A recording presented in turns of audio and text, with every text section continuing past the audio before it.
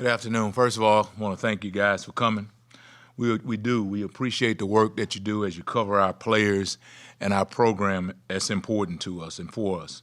Also like to thank you guys who, for the last couple of days, have covered our team as we've done work for the Be The Match organization on campus, trying to work to help save lives by getting our K-State students and people in the community to join the Be The Match registry for donors. And if any guys need more information about that, I'd ask that you contact Andy Talley, the Andy Talley Foundation, and Be The Match directly.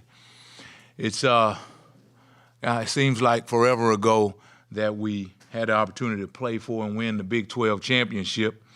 And, with the Big 12, and I know there are leagues out there that get a lot more press, but the Big 12 is one of the most competitive conferences in the country. And for us to have the opportunity to win the conference championship was a special moment for us. And, we talk about it as a team today, how special that 2022 season was. But it's important for us as coaches that we continue to push our guys past that moment. Yes, we want to honor that moment, but we want to make sure we understand that it's our place right now to move our program to the next phase. And I talked last year in fall camp about the dynamic leadership that we have on our team, and it is actually continuing. Even though and we'll talk about some of those guys in a minute, but we've lost to Deuce Vaughn, although there may be rumor that he might be coming back for one more year. But we lost the Deuce Vaughns and the Julius Brentzes, but we've replaced them with guys who have the same leadership capabilities, the same leadership potential, their experience on the field. They just don't have it just yet. And so those things are continuing to show up for our team, and they have this spring. Talking about this spring from an offensive standpoint, the guys who have stood out to me, and I won't necessarily say that all these guys have stood out because of their practices, because some of them have not been able to get as much time on the field due to injuries or things of that nature, as Al Serby would say. But Phillip Brooks has stood out. Keegan Johnson, Xavier Lord, R.J. Garcia, yes, those guys are the receivers. I see them every day. But those guys have done a great job, and some of them have played quite a bit here, but some of them are getting better every day as they develop. DJ Giddings has done a good job, and he'll be a great player along with Trayshawn Ward. I've been impressed with those guys as they've come along. On the offensive line, Cooper Beebe and Christian Duffy, along with Katori Livingston, those guys are mainstays. They've played around here for a good minute. But Andrew Lying, a young guy's really been impressive to me. I don't get a chance to see offensive linemen much, but I've been impressed with those guys. At the quarterback, of course, Will has shown great leadership, great command of the offense. And from a defensive standpoint, just watching him, I couldn't be more impressed by his leadership and what he does to the offense for the offensive side of the ball. He's continually gotten better every practice. Avery Johnson is incredibly athletic with the ball in his hands. He shows big-time speed and the ability to be able to push the ball downfield. He shows big-time promise. So does TJ, Dan. So does Rubley and Anthony Lar. Those guys at quarterback position. They've shown some really special things. Now, defensively, I'm going to help your career out. All right, I'm going to give you two names that you better make sure you know how to say, because I've had some struggles. But Vi Suamalo, we know him as Uso, right? Uso is his nickname, just so we know that. Defensive tackle, and he's playing very well this spring. He's played very well this spring. The other name is Toby Usansami. And Toby has, been very impressive just because of his physicality and his ability to be able to run. Both of those guys, again, they're very green, but they continually make plays, and they're continually productive out there. On the defensive front, Khalid Duke, Nate Matlack, those guys, they've played some good football around here. But I've been impressed with Chidi Obazar, a guy who was here early and who has done a good job so far this spring. Jake Clifton, Austin Moore, Daniel Green, and really Jake Clifton being a younger guy. It's kind of funny to put him in the group with the older guys, but he played some good football, had some good snaps for us last season. I've been impressed with him, along with, like I said, the mainstays of Austin Moore and Daniel Green, Dez Purnell. Those guys, they continually provide us leadership. And really from a whole defensive standpoint, Austin and Deuce or Daniel, those guys have shown to be the guys we would say are the leaders right now. At safety, VJ Payne, Cam Salas, Marquis Siegel, Terry Fair, all those guys, along with Kobe McAllister, they continue to get better every day.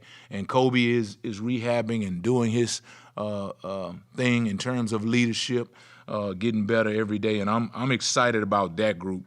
For most of my career, the cornerbacks, I've coached the cornerbacks who have walked in and hadn't been the highest rated or the highest regarded players. And this spring really has been no different. So I really get an opportunity to coach and to help guys get better. And that's been cool for me this spring to watch Jordan Wright, to watch Will Lee, who just arrived this spring, to watch Jacob Parrish, who's a freshman, played for us at the end, well, really throughout the season, played on special teams, but had more time toward the end of the year. And then Keenan Garber, who we just we ended up stealing from the offense and throwing out there in the Big 12 championship. Luckily, they didn't have the roster. They didn't even know who he was.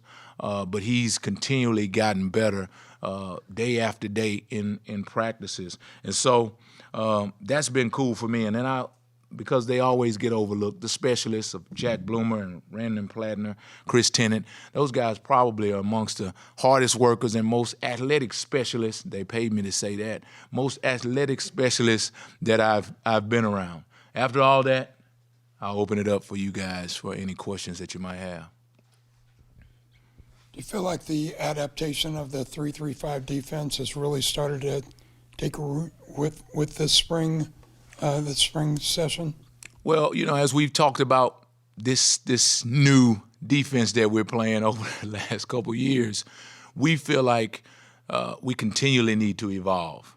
We continually need to do things that help make us better.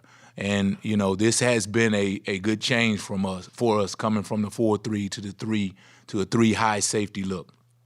And so what we've tried to do is what we tried to do this spring is what we tried to do last fall, is we tried to present the same look but show different variations, show different fronts, and be more aggressive. And that's kind of one of the things that Coach Clanderman has talked about is wanting to be more aggressive while also keeping our defensive guys in a safe place. We are, as a staff, probably a more aggressive staff than you might gather, but that's what we want to do. We want to be more aggressive. We want to show different looks within this. Again, I say this new system, and I say new because we're continually evolving. As a staff, we're continuing to learn more about this system and to trying to find out exactly how it fits with the guys that we have. Cornerback room, the departures that you had, are there a couple of 2 or 3 names that have surged to the front that have kind of gone to the front of the unit?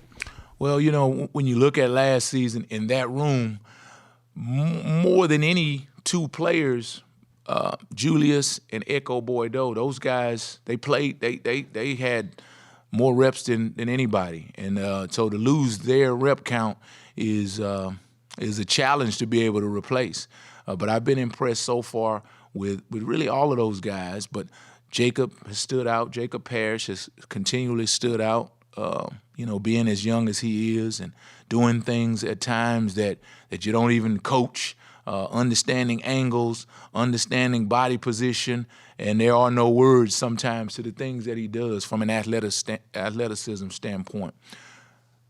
Omar Daniels, been around here a while but hadn't played as much, but he has a big-time understanding of the system. He has a big-time understanding of the way we do things, understanding of the communication that's needed to play the position. And so I'm excited about him this spring for how he's played so far. Will Lee, who just walked into the room, has been behind because these other guys have been on the campus and they know the stretch routines and they know where to find the training room.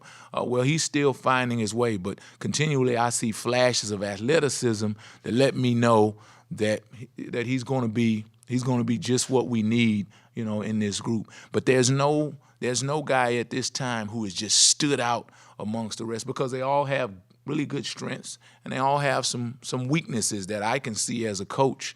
So I'm excited to have them all be able to fit in to make the group that we think will be able to help us go back and compete for a Big 12 championship again. I believe we're 5 months removed from Kobe Savage's the day of the injury. Does he appear to be on the right track? And is he gaining confidence in playing on that knee?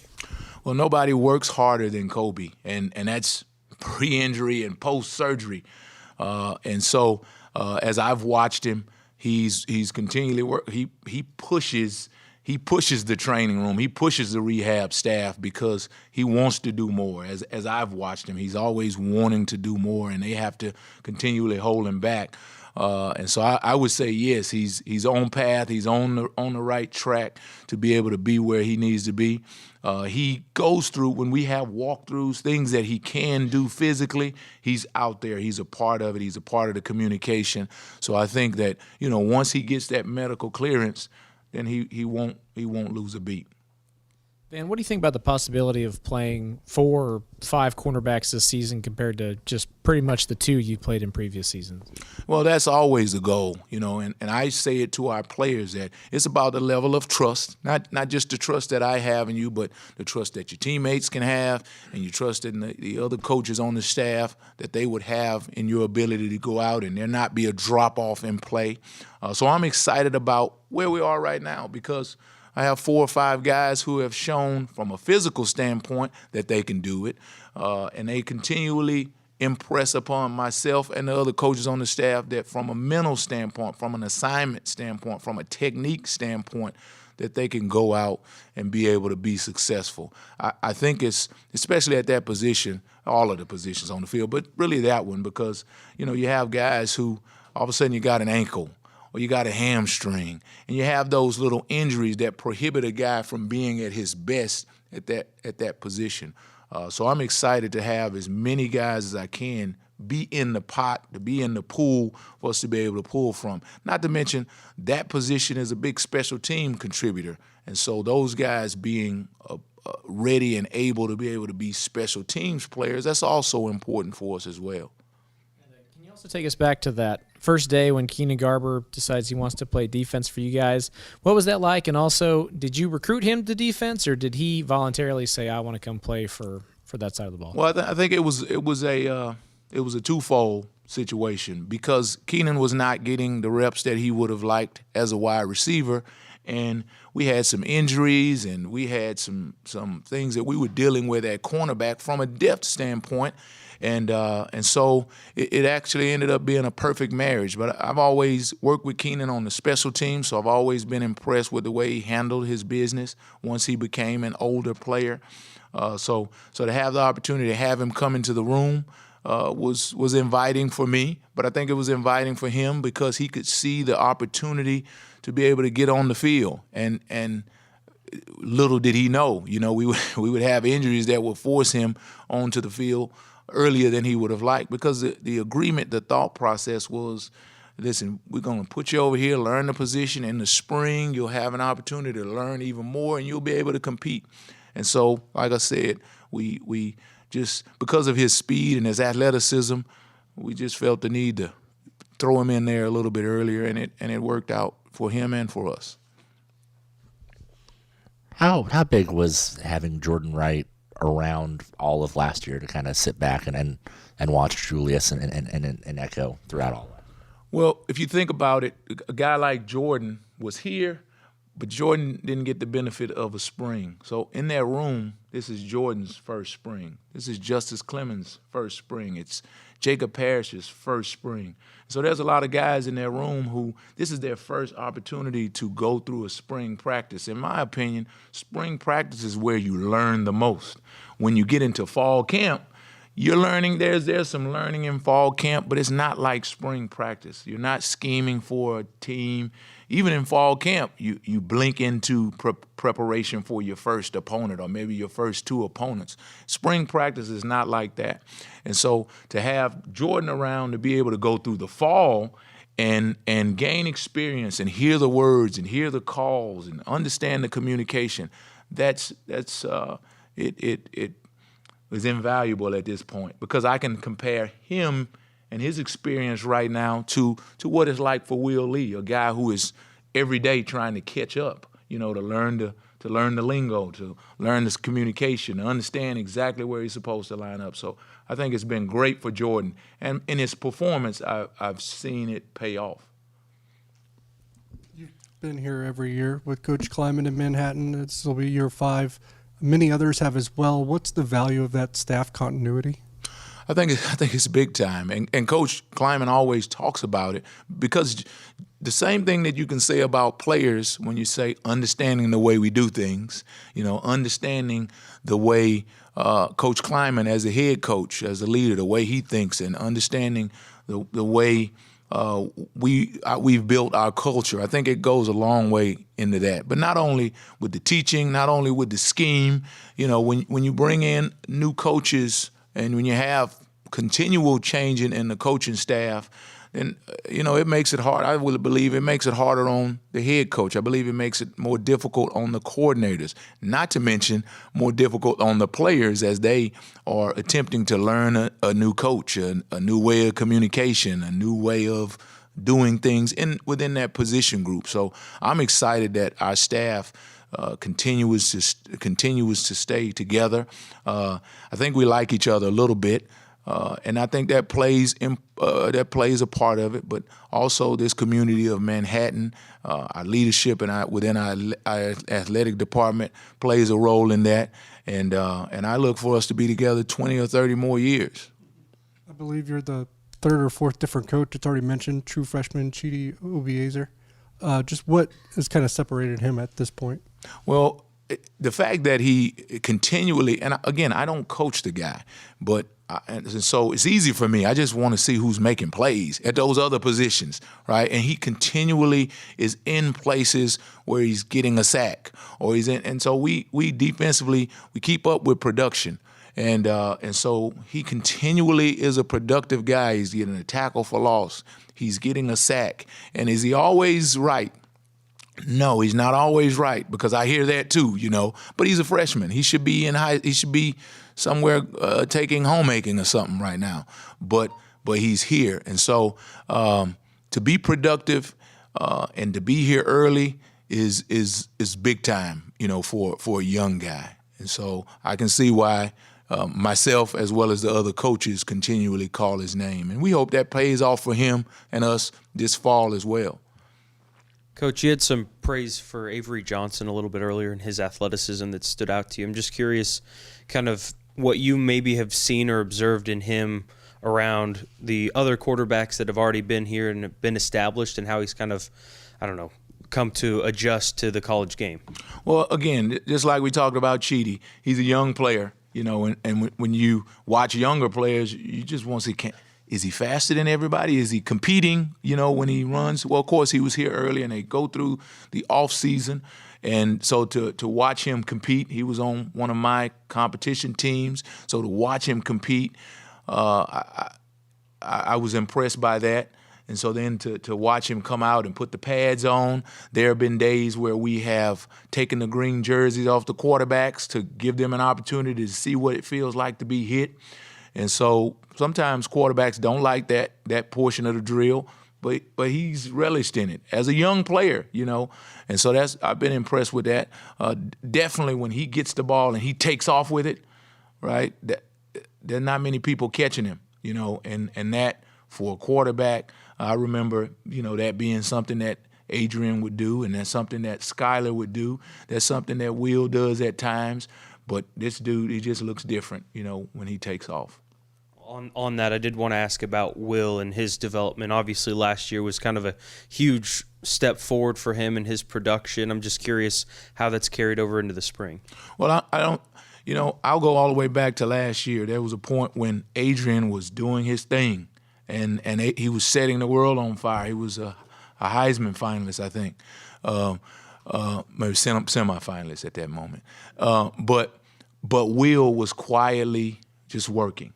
Will was quietly working and doing the things that it takes that you always encourage players to do is, listen, just keep working and your time will come. You don't know how it will come. Unfortunately, sometimes it comes with injuries like it did with Adrian, but that's what I've seen out of Will.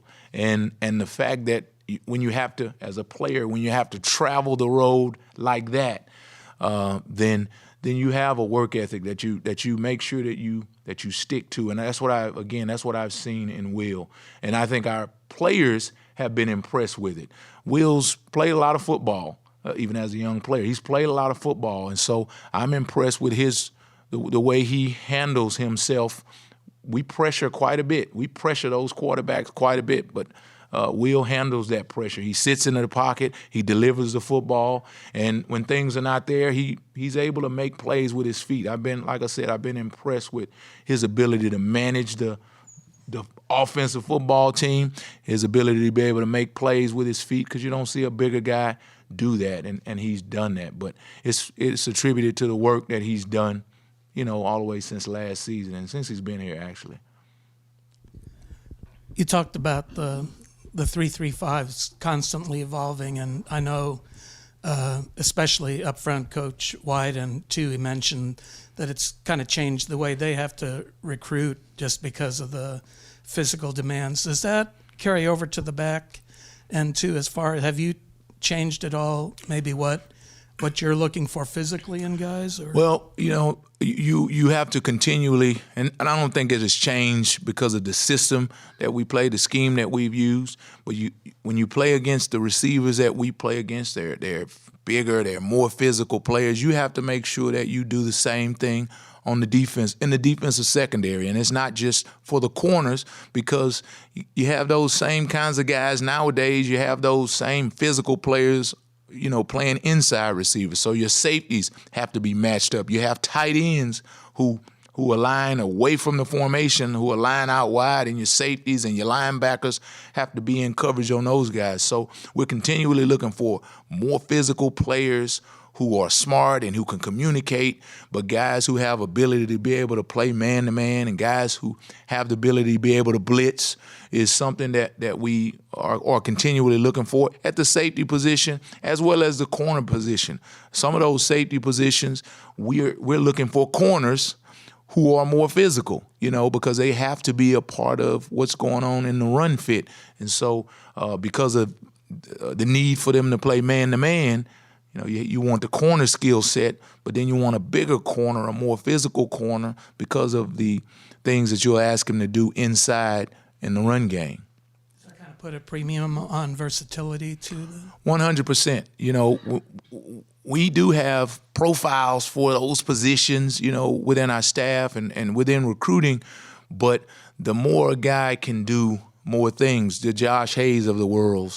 Josh came here as a corner, and then he ends up being a safety just because of his skill set to be able to play man-to-man. And again, his physicality and his ability to be able to match up against tight ends and against, receivers who get down the field. And so, yes, you have to be a versatile player. And we found success in those areas when we have guys who can do multiple things. Year 5 was mentioned earlier as the depth within this program eclipsed previous years from the talent that you've built.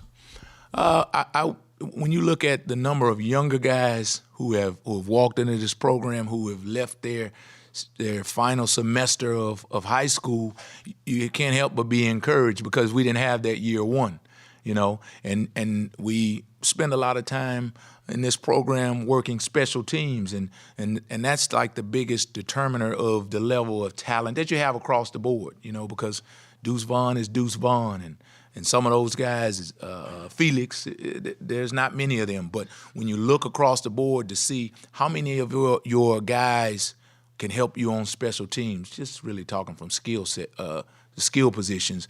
We have more of those kinds of people. We have more of those bodies who are athletic enough to be able to help us on multiple special teams. Yes, a guy can play cornerback, but years past, that's all he could do. Yeah, a guy could play linebacker, but he couldn't help us on kickoff. He was not fast enough. Well, I talk about Toby. Toby can play on all those special teams, and he's a young guy who is already in the program, but we have a lot of guys who just walked onto the campus, like the Cam Salises of the world, who could play on multiple special teams. And that's, I think, an attribute or a indicator of us raising the level of talent here in this program. From your perspective, do the benefits of NIL still far outweigh any negatives that there might be? Well, that's a constant debate, right? But we may as well not debate because it's here. And so for us as a program, what we've decided to do is educate our players on the great benefits for them that they have with participating in the partnerships within NIL. Now, of course, there's probably people who do it a different way. There's probably people who take advantage of NIL by taking advantage of it, right? Well, we don't do that. What we want to do is we want to educate our players and teach them about their brand. We want to let them know that there are partnerships worldwide that they can take advantage of. And I think that's where the beauty of that whole NIL program comes to life and allows your players to be able to take full advantage of it in a very positive way. Got a couple for you, Van. You've been across the country. How important is this practice facility, and how impressive is this practice facility for Kansas State? I think it's big time because of the fact that going all across the country, it's one of the nicer ones. Nationwide, it's definitely one of the nicer ones in our conference. And when recruits walk on the campus, they want to see the stuff, right? They like to see the stuff. And when we talk about NIL, that's a part of the stuff. Well, I think our facilities and the way we take care of these facilities, that's a big testament to our commitment, to our athletic department, commitment to our fan base, to our donors, their commitment. And, kids, players, and their families, they're taking a look at that. They have for many years, but they're taking a look at that. So I think it's incredibly important that we show the commitment of our athletic department to our players having the nicest things that we can give them. Well, I guess from a playing standpoint, just having all the extra space, what does that mean to the team? Well, for us, you talk about the space. For cornerbacks, there's been times where we couldn't work on deep balls, right? When you look at the fall practices, we couldn't work on deep balls. I would love to use that as an excuse as to why the ball's being thrown over my guys' heads. But I can't. But to be able to work, to be able to work on things now, it does not matter how much space you give Coach Stannard, our linebackers coach, he still is always going to find a way to encroach upon your property. And I always look at my field space as property, right? And he's going to always be in my yard. But nonetheless, it goes a long way for us to be able to develop those guys and all different positions. You talk about wide receivers. You want to work on pushing the ball down the field. Hard to do that if you only have 20 yards of space. Hard to do that if you're working across the field. You just don't have the ability without the proper field space to be able to get it done, the way you really need to do it to teach your players on an actual game space. Okay, so Sugar Bowl, Big 12 Championship, Elite Eight, Catbackers coming up. How much excitement is there going to be for Catbackers this summer? Well, I'm just going to tell you. You talk about Elite Eight, that means Coach Tang will be somewhere in the building, and that guy is unbelievable, right? Listen, anytime we can have the opportunity to be around K-State fans and people who love K-State, and I've not really said this in any of the places that I've worked over the years. It's just different. In this place, because of our fans, because of the people who love K-State, it's just different. And so when we have the opportunity to share with them, it's always a cool experience for me. And it's, I needed a job, but that was part of the reason that I came here was these fans. And I think that's a big reason that, as coaches, some of us have had the opportunity to go other places, but working together is cool, but being around our fans is like I said earlier, it's just different. Okay, I want to ask about two guys, if you don't mind. McAllister and how he has impressed you in all of the things he appears to be able to do. And then also, we've heard a lot about Julius's process, but I'm curious about Echo. Can you kind of give us a sense of where you think he lands in this situation? Well, Kobe, man, in recruiting the kid, one thing I was really impressed with is that he was a hard work.